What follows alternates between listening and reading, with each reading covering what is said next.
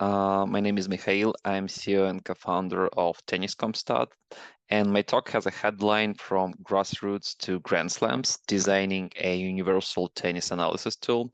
And I'm going to talk how we trying to build such tool with Tennis ComStat and what are the challenges that we faced with. A few words about me. Originally, I'm from Minsk, Belarus. I lived in Georgia for 2 years, and now I reside in Warsaw, Poland. And unlike most of the speakers for this conference, I didn't grow into tennis tech, tennis analytics domain organically from being a player. I was always a big tennis fan from my childhood. And I definitely spent more hours watching tennis on Eurosport than watching cartoons on Nickelodeon.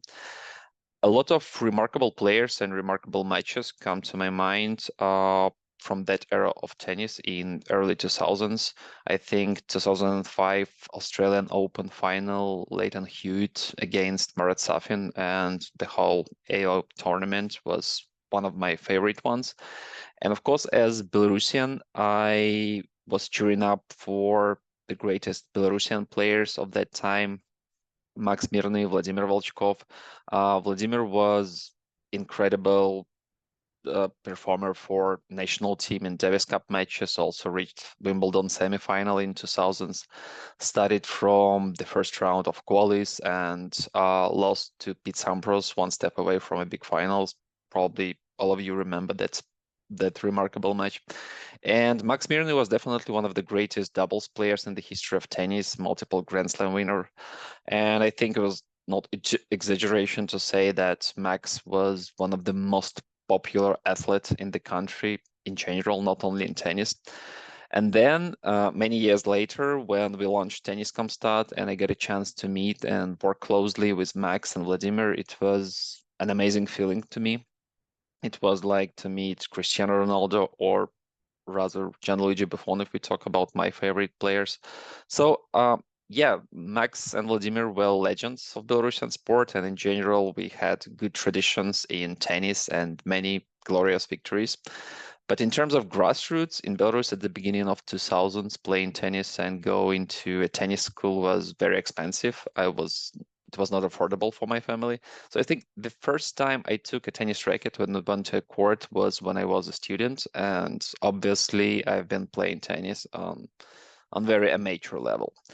My second passion, where I had a chance to be not only a TV spectator but also more a frequent player, was football.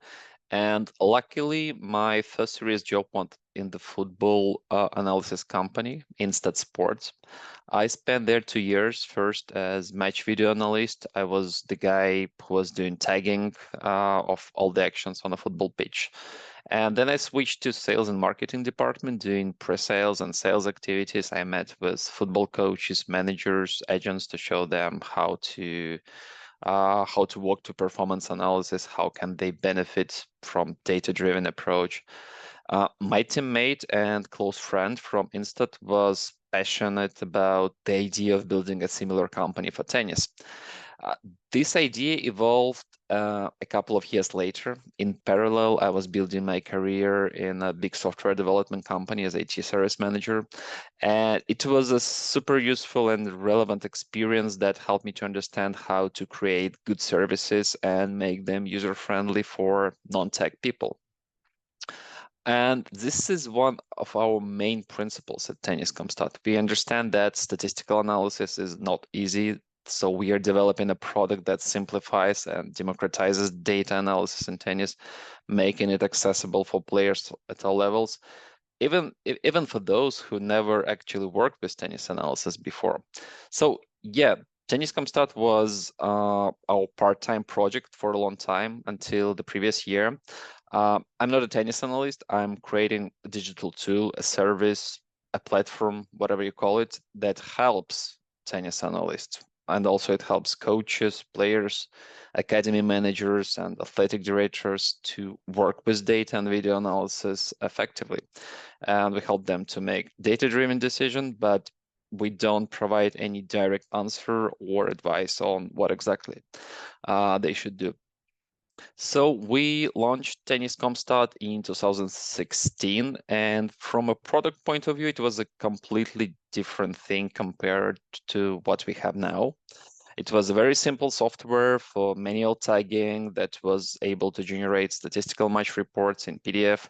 No video, no filters, no search, zero customization options. But it was still valuable enough for our tennis federation, who signed a contract with us to provide analytical support for a national team. And they became our main client, and even more than a client, I would say it was a very productive partnership that lasted 5 years. And we reached Fed Cup finals in 2017. Apart from Davis Cup and Fed Cup, we also worked with some Belarusian players personally. We've been covering local junior events and ITF futures, which was something quite new for that level of tennis. From 2018 till 2022, we've been also serving Russia Tennis Federation with men and women team. And it was also a very successful cooperation. In 2021, they won both Davis Cup and Fed Cup. Or probably it was already renamed to Billie Jean King Cup that time. Well, doesn't matter. So we also worked with a couple of colleges in the US, professional players, performance analysts, tennis agencies, and mass media. And of course, through these years, we've been improving our service. We have developed a Google Data Studio dashboard that helped to work with aggregated data quicker, filter stats through multiple matches to see trends and tendencies. Then we integrated our data into Dartfish to allow users work with tagged videos and filters. But still, using a lot of third-party tools was not efficient. When we started to grow, having PDF match reports, Google Data Studio dashboards, and Dartfish was problematic for us in terms of turnaround of stats delivery, change management, data quality control, and many, many other factors. And it was obviously not convenient for our customers who need to switch between different interfaces and lose focus. So naturally, we came to the point when we realized that we needed to redesign the whole approach and make the whole experience with tennis data and video analysis more solid, more holistic. And in 2023, we relaunched with the first version of Tennis ComStat platform, where we combined dashboards with video in one interface. And this platform is our main product right now. We are constantly improving in adding new features, polishing the UX UI parts. And another important shift that we made gradually, we started to implement computer vision to automate data collection process. But our focus remained unchanged. We try to help coaches and players at different levels to succeed. We help them to organize data and video in one place, and we promote a data-driven approach, and we try to make data speak, so to say. Getting closer to the topic that I want to talk about today, the headline of my presentation is From Grassroots to Grand Slam. But if we look at this from a different angle, in the way that new technology is being incorporated and adapted, not only in tennis, but in any other domain, it should actually from Grand Slam to grassroots. It's always professional users who influence the market and define the trends. So technology adoption should go in the following order. So professional players who are the trend makers, then colleges, then juniors, and then amateur tennis players or beginners. However, now in tennis, new AI tools like Swing Vision are probably changing this technology adoption order. And that's an interesting trend, but apart from the tools, you also need to have many other factors in place. And analytics should become a must-have thing for professional players. And we all know that tennis is far away from it, even on professional level. only after that it becomes a standard. We can talk about having this full cycle when kids start playing tennis, then some of them start playing junior tournaments, then some of them join the college teams, and few of them decide to go pro. And all along this journey, the coaches and parents and then players themselves can access the performance data, stats, video. They can have clear and independent assessment of their skills and potential that is based on it. I'm talking about the ideal situation, how it's supposed to be, and probably would be one day. But once again, I'm not saying that data analysis can answer all the questions and we should make all decisions based on numbers. We consider many other things, but tennis analytics is a very important brick in the wall. And it's essential to have some basis for it. I'm talking about necessary infrastructure, essentially cameras. Yeah. I'm talking about financial support that is needed in order to implement such big project on national level. I'm talking about necessity of having educational programs in order to actually teach coaches how to work with all that stuff. Motivation is an essential factor, and of course we need to have data standards in order to understand that coaches from different parts are talking the same language and understand the same metrics in the same way. I would be happy to tell you a success story of how we actually build such a tool, but we're still in the progress of building it. And I'm going to talk more about the problems we are facing in building such universal tennis analysis tool. But first, let's take a look at the current landscape of tennis tech companies that provide different types of analytical solutions. We see that it's a pretty competitive market with a lot of good companies. And I'm not pretending that it's a full list. I've probably missed someone.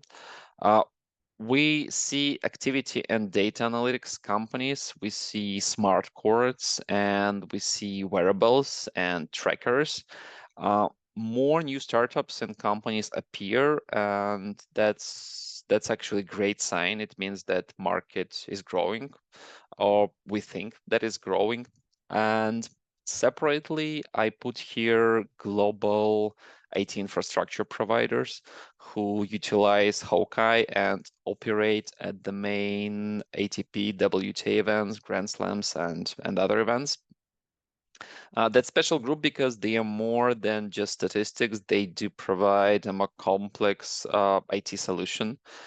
And the variety of different providers is a problem in tennis in terms of data consistency and data availability for different groups of users, coaches, players, analysts, etc. But is it actually such a big problem? Let's imagine the situation that within a year, your players started with the Australian Open qualies, then played some tournaments on ITF Tour, then jump in rankings to some and was allowed to play some WTA Tour, then played Roland Garros and Wimbledon, then went to the Olympics, then get back to WTA again, then played Billie Jean King Cup matches for her national team. So for the player, all of that is a part of a season, and obviously players' team is interested in analyzing those matches, have all the statistics and video, but all of those tournaments within a season can be operated by different providers who don't share data. Yeah, it can be Infosys, it can be SAP, it can be IBM Slam Tracker, probably some other companies. And yeah, not all of them share. Most of them actually don't share, or probably they share, but they have different approaches how to collect and interpret the data. Obviously, in tennis, we do have some simple metrics, right? And it's hard to calculate first serve in percentage differently. Those from my career, I have seen some really incredible fuck-ups at official stats websites, and even at Grand Slam semifinals, there can be mistakes. But if it comes to more complicated stats and metrics, that's where the problem starts. You can never trust to the number of unforced or forced calculated errors by official providers. The identical rally played different tournaments can be counted differently, and that's pretty common problem with approach shots. Yeah, passing shots, same problem. Net play, actually same problem. If I'm forced to go to the net when my opponent hits a drop shot, is it considered as a net point? Is it counted the same way as the situation when I'm attacking and taking the initiative in the rally and approaching the net? I don't know. Those situations are different for me, and I don't want to mix them up, but I'm not sure how other providers are counting them. And surf speed, actually, good example. It's important data, but we can't find examples of data inconsistency even with the same match in the same tournament. So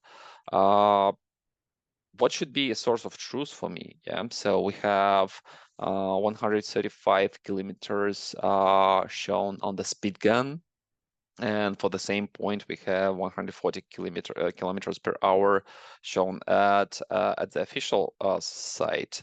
So which one is correct? And probably if I put this video through our own computer vision pipeline, I would probably get a third value. So even on that level,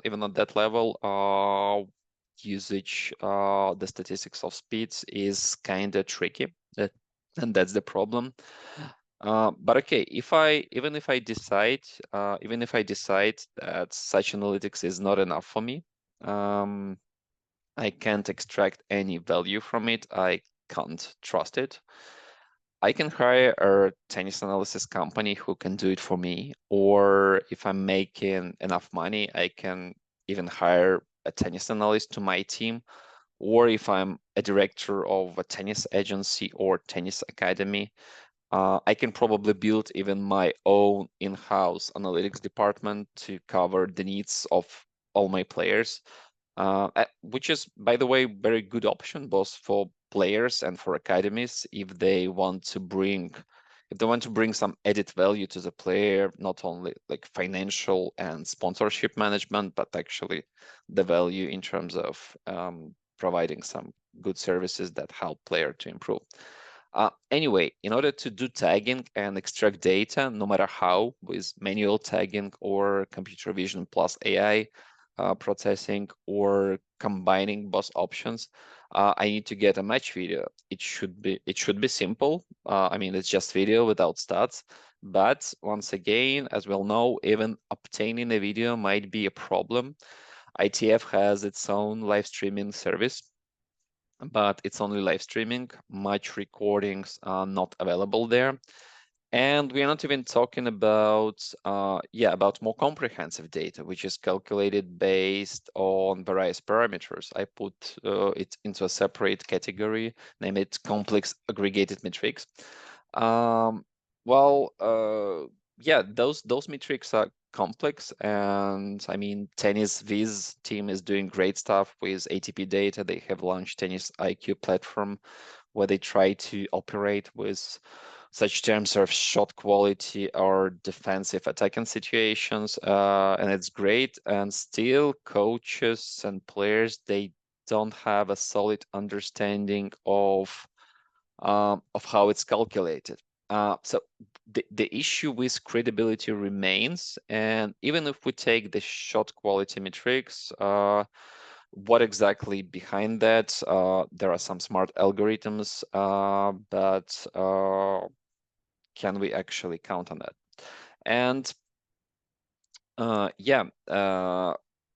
What about universal tools in other sports and in general data standards in other tools? When we compare tennis with other sports in terms of statistics and analytics, we always say that we are far behind and that tennis is a late child who just learning to walk. And that's partially true, but if we take a look at other industry, we see that it's a global problem. So in football, XG, expected goals, can be calculated differently by different providers. Scout, who scored, Sofa scored. Once again, I'm talking about more complicated metrics. Definitely, as in tennis, if someone scored a goal, it's a goal. There is no misinterpretation possible. The same thing is in National Football League, right? So one of the main metrics that is calculated here is EPA, expected points added.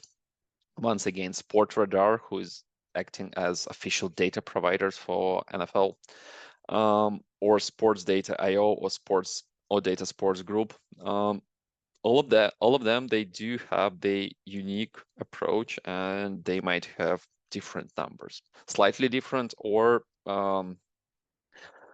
completely different, depending on the situation, right?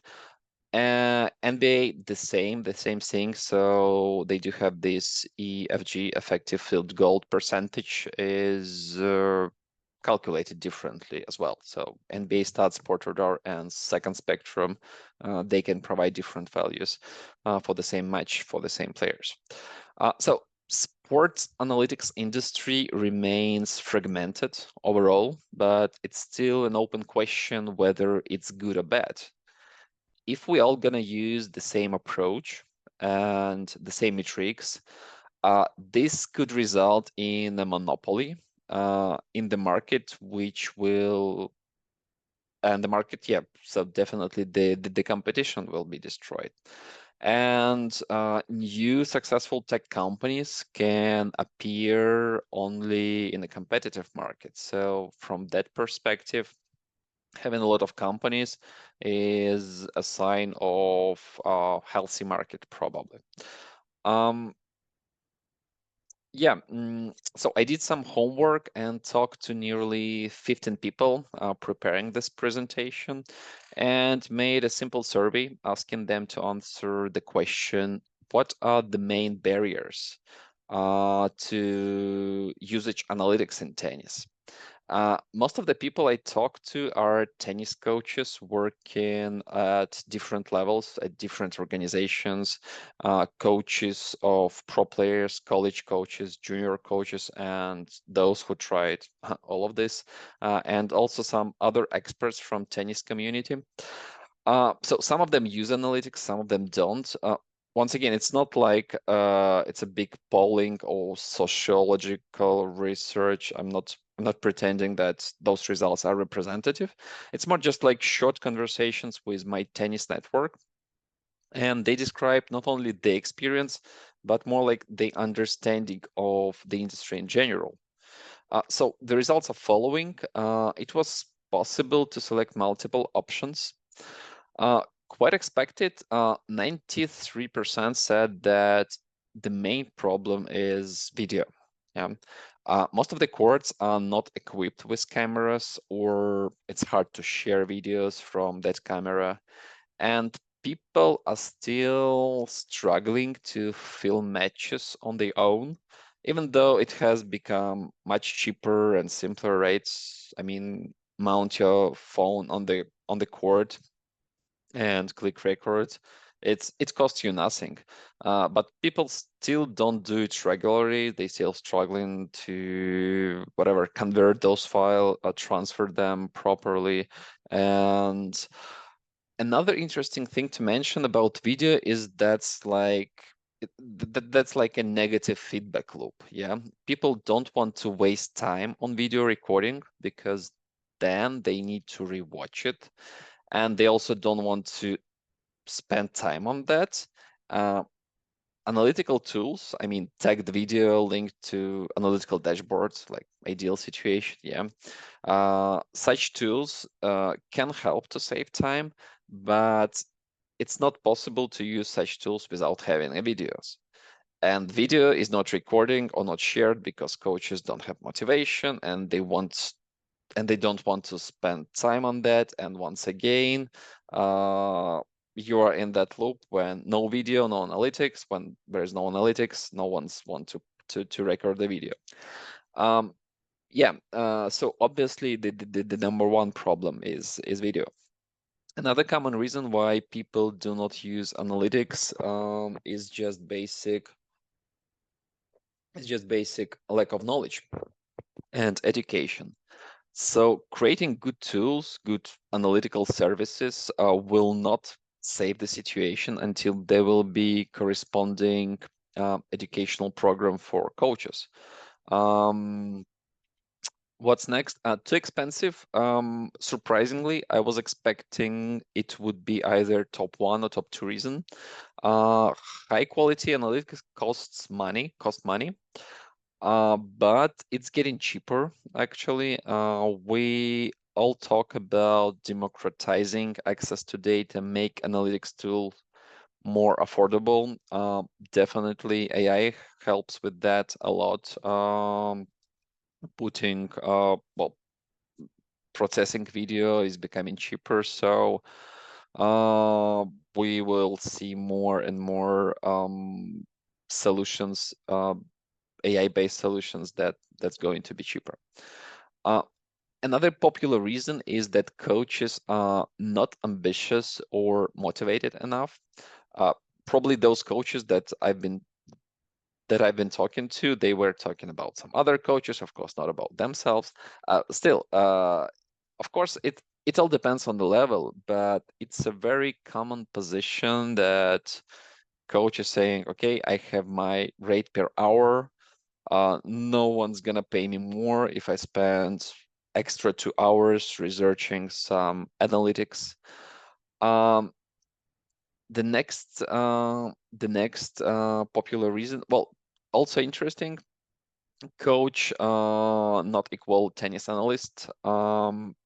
Tennis coach should not be a tennis analyst. It's a separate job with its own specifics.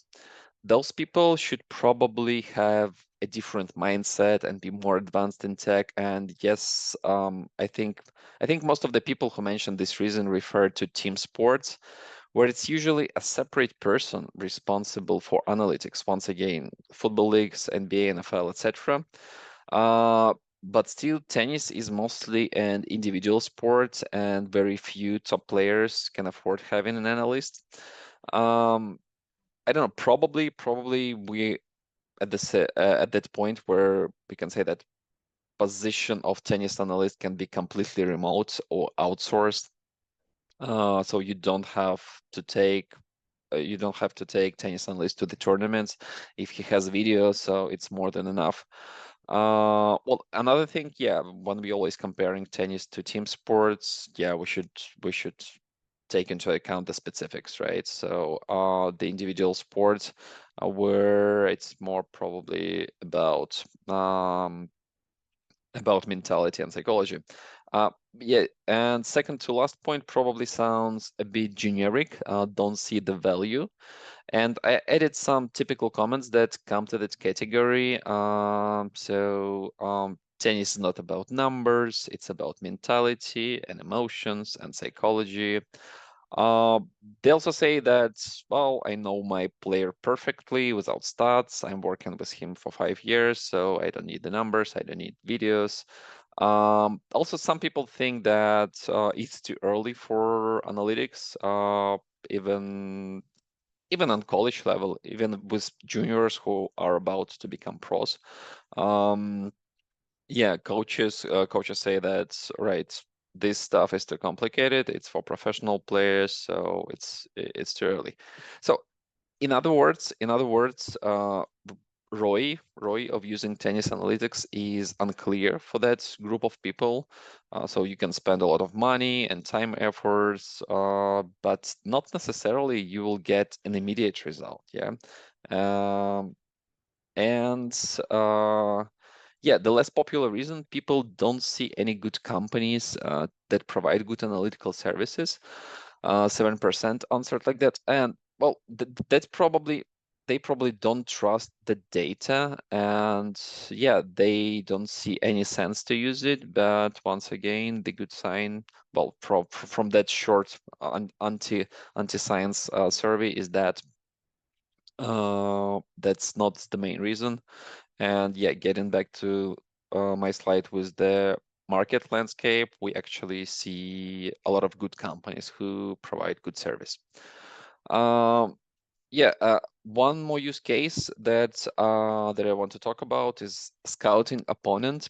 Um, well, a lot of coaches, they consider scouting as the only useful case for application the analytics. So once again, those coaches who work with their own player for 5+ years, they not really interested into having post-match analysis of their player, but they're interested in scouting. There are a couple of problems with scouting. It works better for team competitions. Yeah, so like US colleges matches, you know your opponent's nominations in advance and have enough time to prepare. Or in terms of professional tennis, we used to work with Belarus Tennis Federation and Russia Tennis Federation in Davis Cup and Billie Jean King Cups, former Fed Cups, and it was very successful cooperation, as I already mentioned. So in 2017, Belarus women team reached Fed Cup finals where they lost to the US team in a very tough battle. And yeah, we've been supporting our team all the way. To the finals. We've been scouting the opponents. We've been providing reports after day one. So we try to be very fast in terms of delivery of our statistics. But still, the preparation job was also done in advance in couple of days before. Yeah, and that's the ideal scenario where you can actually make some changes, change your strategy depending on who your opponent is and what are his or her strengths and weaknesses. But yes, in terms of classic individual draw within ATP, WTA, ATF tournaments, it's harder. I'm not talking about very top matches, of course. If tomorrow we are going to have another final match between Djokovic and Alcaraz. Yep. Well, first of all, looks like those guys know everything about each other. And second, yeah, they have dedicated team and people who take care of analytics. And if they can extract this minimum extra value, yeah, from analytics, they will do, because on that level, it's a very small margin that can actually decide who's going to win the title. But yeah, if we get into to lower level, if you're talking about futures, you can hardly find any video about your opponents. Yeah, so a lot of events are streamed but not recorded, and it's more complicated. Another use case is well, actually, that if we're talking about designing a universal tennis analysis tool, the transition from junior to pro is the main moment, probably. Yeah. So, what is actually the role of analytics in terms of that transition? So of course, we should consider a couple of things. Yeah, that, well, physical parameters are changing and they're changing unequally, and within this acceleration, yeah, serve quality and short rallies, they're becoming more important. And well, yeah, players tend to play shorter rallies with more aggressive tennis. Uh, well, the benchmark for top players, it is good. Well, we couple of years ago, we participated in a project run by Belarus Tennis Federation together with National Tennis Academy. We were prepared so-called model characteristics based on the performance of top-ranked WTA and ATP players in order to provide the most prospective junior players with some benchmarks, so they can clearly see what they should strive in order to become a pro player, or for those who already became a pro, how to become a top-ranked pro, right? But the tricky thing is that, yeah, benchmarks are good, but they can be irrelevant in 3-4 years, and you should also sort of calibrate them and adopt and see how the general trends are changing. And yeah, dashboard heat maps, highlights, any statistics is actually a good additional visualization tool to explain something to younger players. Yeah, so theoretically, yeah, there might be conflict between coach and player, and there might be sort of mistrust, sort of lack of credibility, and statistics, analytics can be that additional factor that you can sit together and say, hey, look, these things are not actually going well. You make a lot of mistakes when doing this stuff, and it's not me who's saying that. So those are the numbers probably, and these are the videos. Yeah, probably let's try to do something with that. And still, yeah, statistics never provide direct answers. You should always put it into context. You should preferably watch some video to understand, okay, what actually happens on the tennis court. Still, if we talk about metrics, yeah, so that can be applied through during the career, during the transition from junior to pro, or on early stages, on later stages. Yeah, so we've been calculating such things as the average rally length. Yeah, so how it changes, and what are the average rally lengths on pro level, depending on the surface, of course. Another interesting metric, we've been doing research about the average tempo, the number of shots per minute. Also, in order to provide younger players the understanding what tempo should be taken into account, should be should be practiced in order to be in order to sit on one table with the pro players. Yeah, net approaches, obviously point construction, so how top players constructing the points, and what is the difference between different players. First serve percentage, yes. I mean, as we said, serve is starting to play bigger and bigger role as players are getting older, and because when you playing under 14, well, the main task is just not to make double faults, right? But then usually the whole tennis go into longer rallies and with a lot of unforced errors, so it's different. And yeah, unforced error rate and the ratio of winners to unforced errors also might be an indicator of the progress or regress, or might highlight that something is not going good. Yeah, movement efficiency metrics are something that is not that easy to measure, but also useful. What else? So the main thing here is that the initiative for implementing data and video analytics should go from tennis federations, from tennis schools and tennis academies. Well, but I think that national federations should take the leading role in terms of propagating new tech solutions and creating educational programs. And there are two reasons for that. Well, first of all, players can change their tennis school or tennis academies just for simple reasons.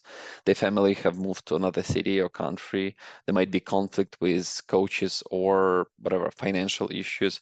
But it's vital to keep your data and progress available, so the new coach and the new academy can work smarter, so he can check your whatever, your dashboard, your report, your videos, yeah, for the previous year, and do do some assessment based on that.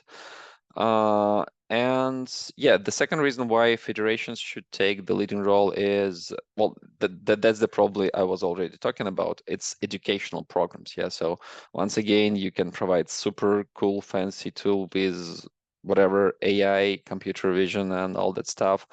But without having good educational programs, all of that will simply not work. So key takeaways. Summarizing the stuff, yeah. As I said in the beginning, our platform is not giving any direct answers.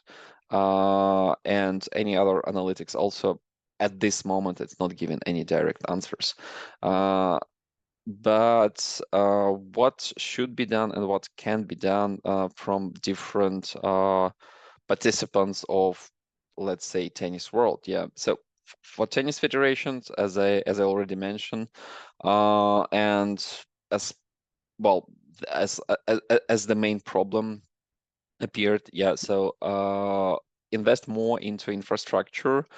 First of all, I'm talking about cameras, but whatever can be installed in order to improve their um, to improve the digitalization of tennis in general should be done, and sort of regulating. So make video streaming, a video recording, a must-have event for even for junior tournaments. Yeah, so probably in a couple of years, venues will not be allowed to host tournaments without cameras, and as it's getting cheaper and cheaper, so it shouldn't be a big issue, like such services as Track Tennis, who operates in US and works with more than 100 colleges already. So it's affordable. And once again, I think people, coaches, parents, they will be ready to pay for,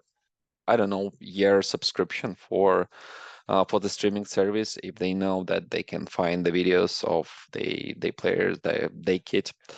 And yeah, educational program courses for coaches about analytics, already mentioned it, should be done together with implementing some technology.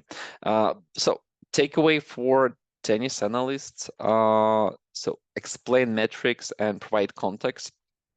Once again, you have to, your goal is to make your data sort of truth here. So even if you create some metric but no one understands how it works, and you cannot explain how it works, it will probably won't bring any value to the player. Visualize the data, heat maps, shot charts, use simple UX UI. So in order to involve player and coach use it, and in order to lower the barrier of entering the data analytics. Physical performance, that's the thing that obviously should be done, because once again, just tactical analysis or performance analysis, apart from your physical performance, might not work perfectly, and combining it all together will definitely help to understand more context. Well, obviously AI plus predictive analysis. That's, I think, where the whole industry is moving. Not sure how predictive analysis, well, how useful it's going to be for players and coaches. Probably it's more like that engaging and like betting thing that that can help. But anyway, if it can move the tennis industry forward, that's nice. For players and coaches, yeah, start using data and video analysis at a younger age and make it a part of your player development process. Yeah, of course, if the appropriate conditions would be in place. And yeah, while not all players use analytics, you can gain an advantage because you started earlier, even already on professional level or on other levels. You can still get those extra advantage when when you're using analytics. And uh, yeah, well, probably a few words more about AI. Yeah, so for coaches and players, it's probably hard to analyze big amount of data, and definitely AI assistant or smart coach that can actually process all the match data and provide you with main takeaways from the match, highlight the key moments, and give you whatever three recommendations or three big mistakes you made in the previous match and advice for the next one. So yeah, I mean, many coaches and players, they need this magic button that can provide you a short summary, like, hey, you lost this match because this and this. Please pay attention to those numbers. Here is the area where your opponent outperformed you. Try to work on this and this and the practice session. Um, yeah, and the potential of generative AI is huge here, but we should be very careful. In order to provide such insights, you should have high quality data models, validation process, and in general, well-grounded scientific base. And of course, coaches and players should trust you. And we all know from ChatGPT usage experience that it might provide very varied answers, and we need to be cautious before implementing any of this. And what else? Yeah, create your own metrics, personalize the stuff. I've been talking about unification, of course. I've been talking about data standards, but well, we are in that period where there are no clear data standards.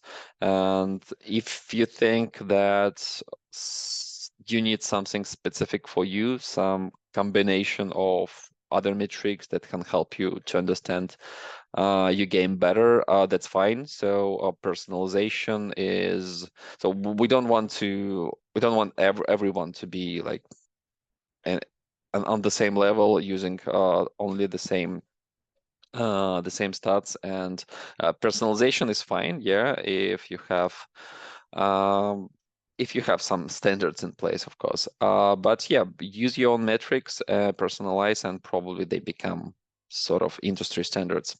And the last advice, the last takeaway is to use data consciously. Don't be obsessed with that. In our experience, we saw a lot of different players and coaches. Uh, well, from both sides, those who never used analytics and never trusted it, and those who've been over obsessed with that, who thought that analytics will solve over everything. Yeah, who thought that's Moneyball moment is here, and that they can, uh, break the rules and I don't know, find some magic inside. Um, and yeah, that's probably all from my side. I just want to say thank you to the people who not only participated in the survey but kind of provided me some thoughts and insights for that presentation. And yeah, I would be more than happy. So to uh, to talk and discuss all of those topics, because there is no clear answer. Is it possible or not? Because we're trying to do this. We see obvious obstacles. We see challenges that we need to address. But yeah, if you have something to, if you have some thoughts to share about the topic, you can contact me on LinkedIn or by email, or you can just go to our website and request demo and see how it works with Tennis ComStat and how we trying to design a universal tennis analysis tool. Thank you for your attention and goodbye.